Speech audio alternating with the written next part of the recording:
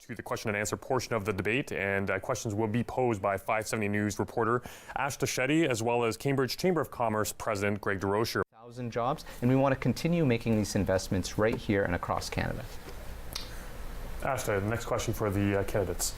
What are some policies you're working on to address social issues like housing, homelessness, and healthcare? How do you plan to address the opioid crisis? What kind of supports will your party have in place for the LGBTQ community? Salim Khan is an award-winning journalist and a digital news pioneer with a passion for changing the way we tell stories.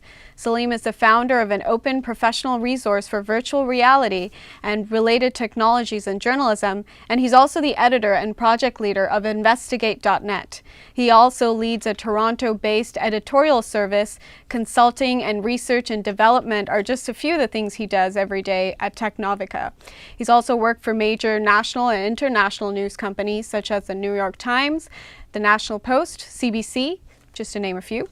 Thanks for joining us here today, Salim Khan, at the University of Guelph-Humber. What are some good examples of how big news companies have used VR technology to tell stories? So as students consider the ethical issues and the budget and the technological side of using VR, they come up across a lot of anxiety because it is a new technology. What kind of advice would you give to a student who's looking to do VR for the first time? It was a cool, crisp night, but countless little yellow flames helped warm it up with community love and support.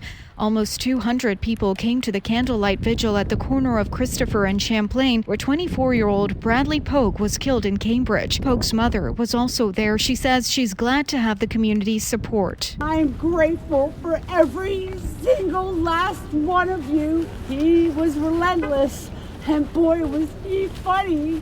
And he loved everyone. He was so funny. He got pissed off, and he always tried to do the right thing. Family and friends are collecting $2,000 to put up a tree and bench in Pogue's name. For a link to donate, you can visit kitchenertoday.com. Ash Shetty, 570 News.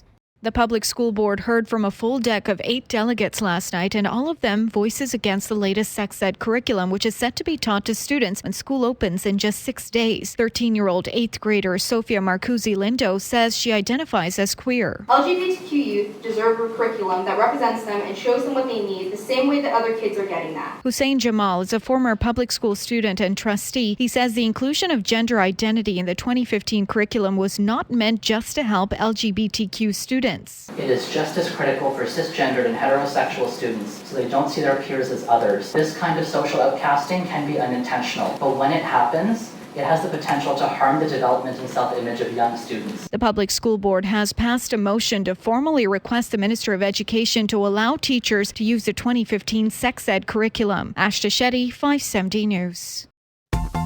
Isn't it just a gorgeous day outside? Well, why not head down Spirit Street? Maybe you can also try heading out to Beer Lane with the buddies, or maybe take a sip at Wine Avenue. Promise I'm not crazy. These are all real themed sections within the Forks and Barrels Village at Binghamton's today. But if you're not that much of a drinks connoisseur, you can make a difference by walking in solidarity with Mike Farwell at the Walk to Make Cystic Fibrosis History. The walk starts at 8:30 a.m. at Waterloo Park today. Participants will be walking up to 5 kilometers. Pets are welcome. After that, you can head on out to Waterloo Public Square around 6 this evening to join a peaceful gathering of university students calling for peace in Iran.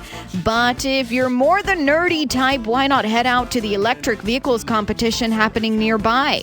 Students will compete in 3 endurance races, driving electric cars they've designed and built from scratch on a temporary race course set up on Waterloo's East Campus. You can check it out anytime until 4 p.m. today. Ash Shetty, 570 News. In a recreational center right outside Campbell Avenue Park, a small Toronto community comes together every month to set up what is known as the really, really free market. And as the name suggests, everything here is really, really free.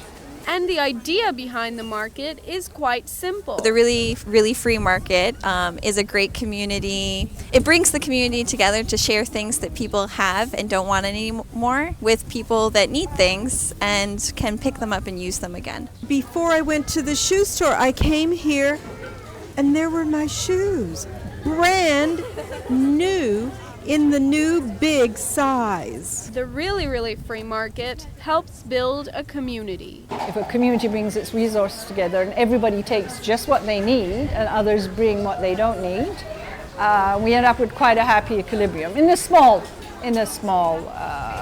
microcosm. And what happens to the items that are left over?